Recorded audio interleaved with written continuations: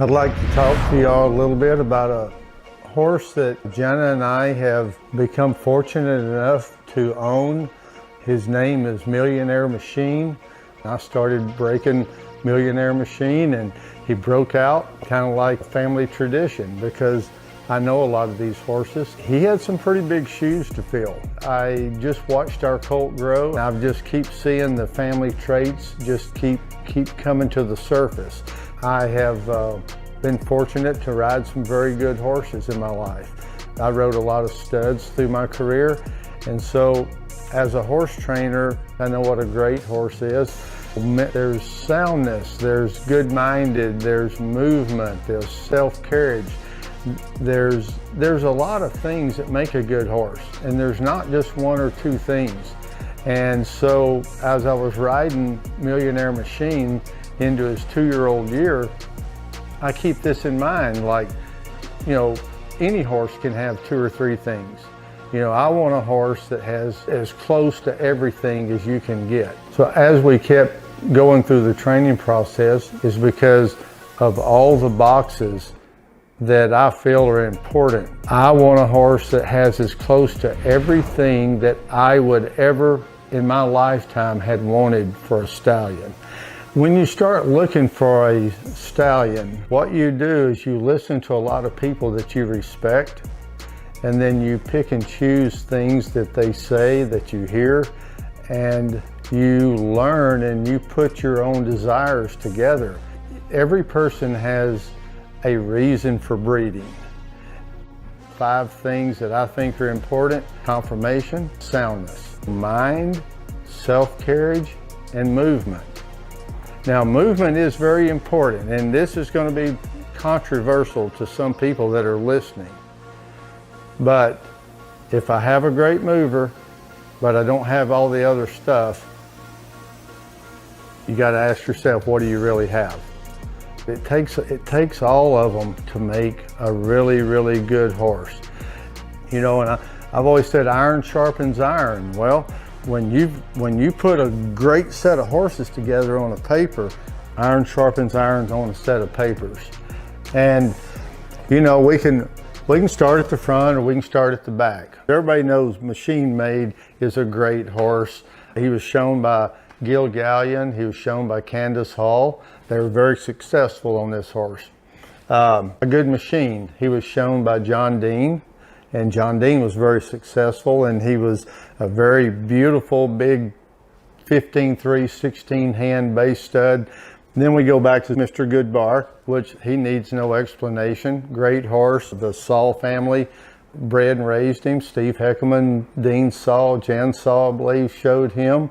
So that's the stallion side. And so we're going to go into the mares. You know, I've heard all my life, 60% mare, 60% mare. And I'm like, okay, all right, I'm going to go with that. I do believe that. You know, when I was training, us trainers kind of had a saying that a horse trains like his daddy. He shows like his mama. And there's a lot of truth to that. I can nearly prove that statement. You know, there's some things when we talk about training, I'll stand up to it because for 45 years, 7 days a week, I got up and rode horses, and I rode a lot of horses, and I rode a lot of different horses.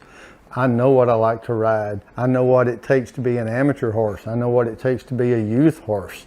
And it doesn't just make it a good horse. It's got to be special type of horse for each one of those categories. Let's start right here with Amblin So Good.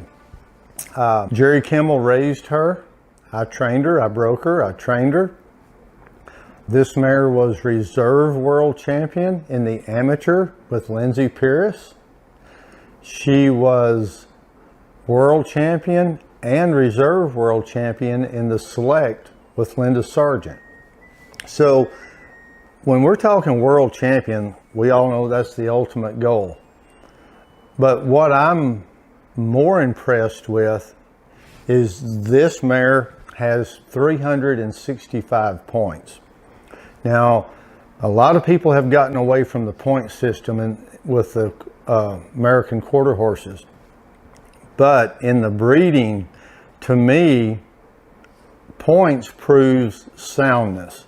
How do you get 365 points if you're not sound?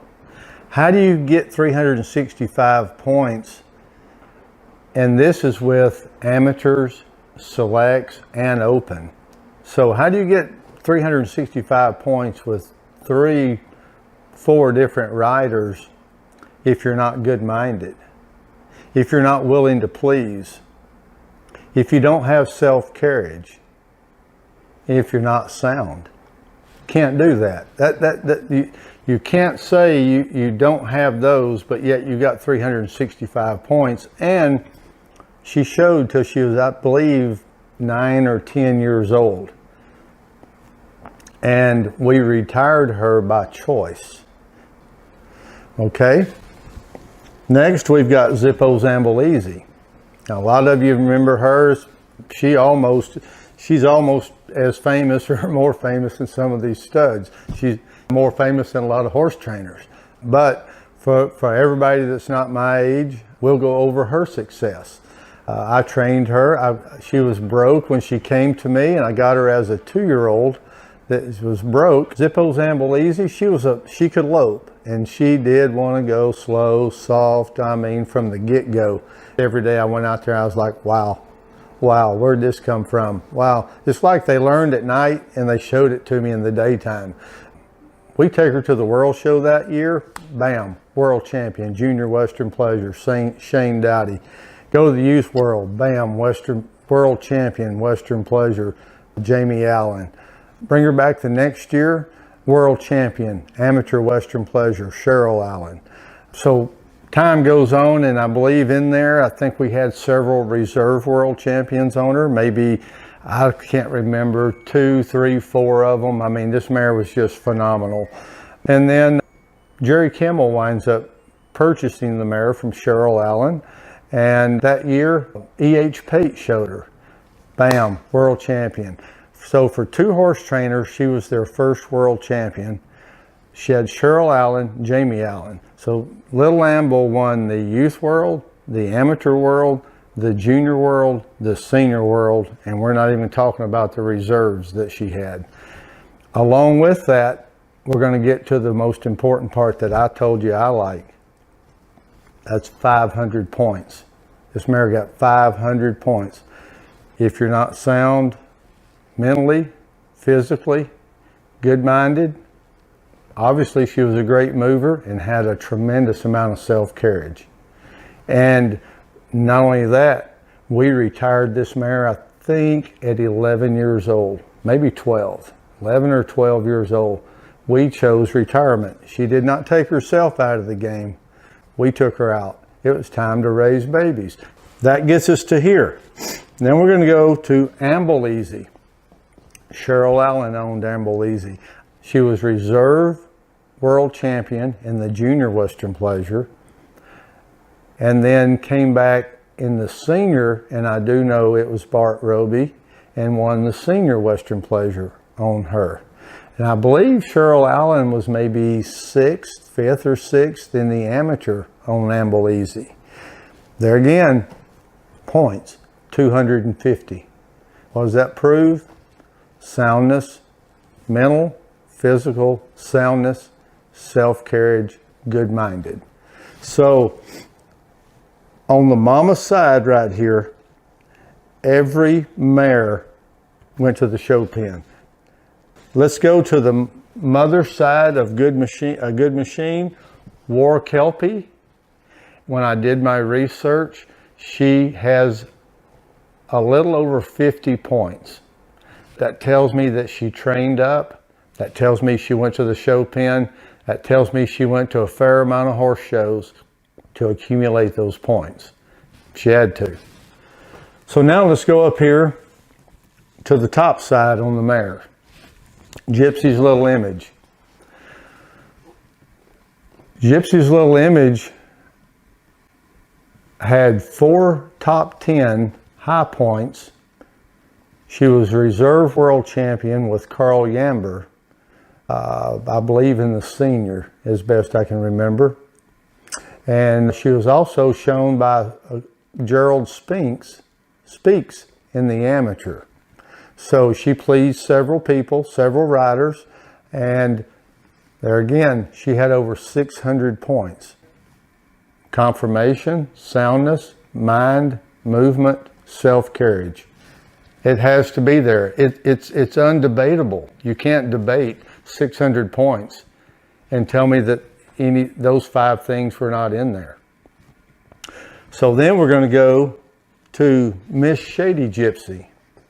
Now, Miss Shady's Gypsy had 2 top 10s at the World Show. She had 5 top 10 high points. Through her career, she had over 800 points. So we have conformation, soundness, mind, movement, self-carriage. Mare, mare, mare. All show horses. Mare, mare, mare, mare. All show horses, all with a large number of points to prove that every cross, there's not been a dud cross in here. There's no dud cross. It's not like, you'll find horses they have greatness here, then they skipped a generation up here someplace. There's every set of papers that I've looked at seems somewhere between here and here, they skip someplace. Might just be one time. Most of them, though, are 2 or 3 times. They skip. They have something that didn't go to the show pen. They have something that didn't work out. And there are some instances that a horse does get hurt. There are times when a horse doesn't have a show record, but there's got to be a reason. When you look back here, this was probably one of the top horses that Steve Heckman rode in his career. This is one of the top horses John Dean rode in his career. This is one of the top horses that Carl Yamber rode in his career. This is one of the top horses that Gil Gallion and Candace Hall have ridden in their career. This is one of the best horses I've ever thrown my leg across. This is one of the nicest mares I ever threw my leg across. So if you go back in time, these horses on these papers made some careers. They helped make Steve Heckman. They helped make John Dean. They helped make Carl Yamber. They helped make Cleve Wells. And so they helped make Cheryl Allen, Jamie Allen, Shane Dowdy, E.H. Pate. I've just name dropped some of the top people in our industry over the past 40 years. And part of the reason you know these people is because what you're looking at right here. And what I want to do is we're going to continue on with Millionaire Machine, and we want to share this legacy with you. We want you to feel and own and be around every day and ride what we've been enjoying for 40 years. It's kind of like the best kept secret. And we put your mare in the mix with this, no telling what the next generation holds. One thing that I do know that I watched because I've been around for generations of breeding is it's a whole lot harder to breed a negative out of a horse than it is to breed a good into a horse. I learned then that it's a lot harder to breed a weakness out than it is to breed strength in. And so that's what I look for. I've got a 15-2 stallion. I've got a good bone. When you look at the pictures of him, he's deep-hearted. He's got a great wither on him. His neck and back are in proportion. His conformation, his hocks are low to the ground. His belly underline. He's self-carriage. So when I look at a horse, I look at not only just my horse, mine and Jenna's horse, I look at any horse. What do I not want? What do I want to breed out? And when I look at my horse, I don't see anything I want to breed out. And so we're breeding in. I want you to bring your mare, and we're going to cross, and we want to breed good to good and get good, better. But right here, when we look at this papers, there's nothing to breed out. You look at another horse's papers, I don't care if it's back in here. You'll find something that you don't want. Can you ever have too much depth? Can you have too much depth?